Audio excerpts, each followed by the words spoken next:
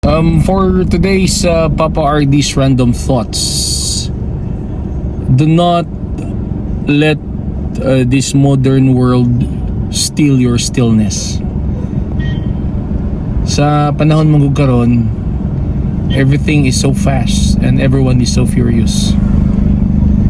Halos tanan gadali. We don't have time to enjoy the flowers and smell the beautiful scent of roses. Guro bitaw og kanang naiga lakag sa ato permanente ba.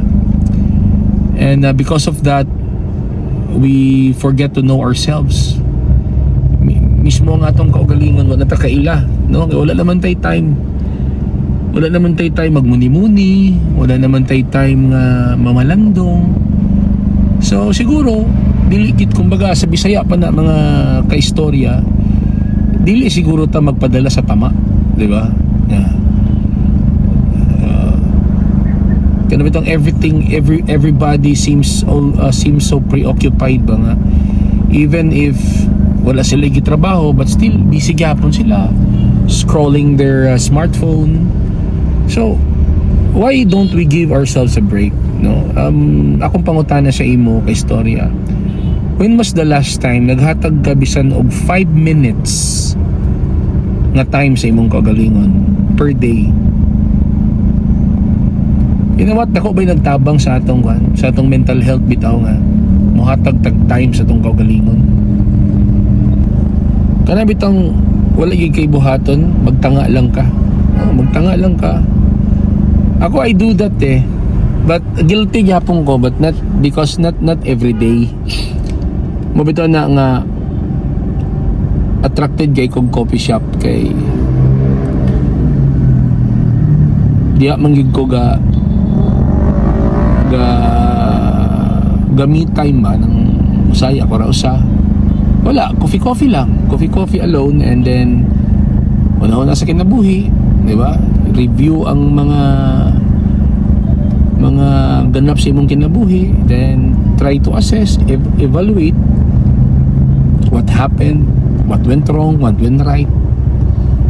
Makatabang mo na siya para nga kumbaga ma-refresh ka, ma-re-energize ka. Wala gi cellphone, no? Kanang 5 minutes nga me time, wala gi cellphone, wala scrolling sa cellphone, even reading, wala lang. Ikaw lang gid ka, mamino lang kasi mong kagalingon. You just listen to yourself. Kaya sa imong good, di wala ta kahibalo ba, dili na to ga ka-define ng atong emotion, kung sa ba ni siya, kagool ba ni, excitement ba ni, happiness ba ni, anxiety ba ni, di ba? Kaya wala naman tayo time do sa tong kagalingon. And ang pinaka-close friend ba ni mo ba yung kaugalingon?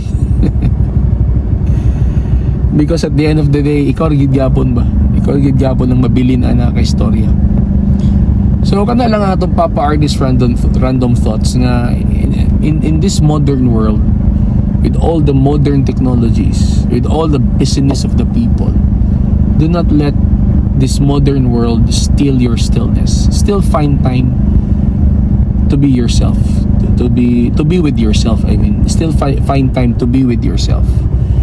Usahay ang kay Papa RD kini may time na ko ni kaning long drive. Ay nako, mo long drive, music. I think kinahanglan na sa tao para maka muni-muni siya. Try na to, start lang na to mga 2 to 5 minutes per day nga ikaw lang, no distraction, mga kaistorya.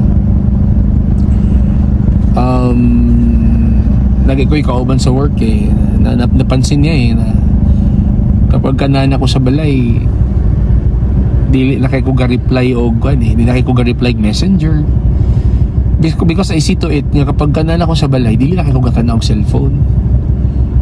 Kaya ang cellphone manggod mga kaistorya, kusog kay siya mukaon sa oras, kusog kay siya mukaon sa panahon. Kaya lang, do not let this modern technology steal your stillness. So dili lang kagid padala sa tama. Do not let the technology uses you. Use the technology to your advantage.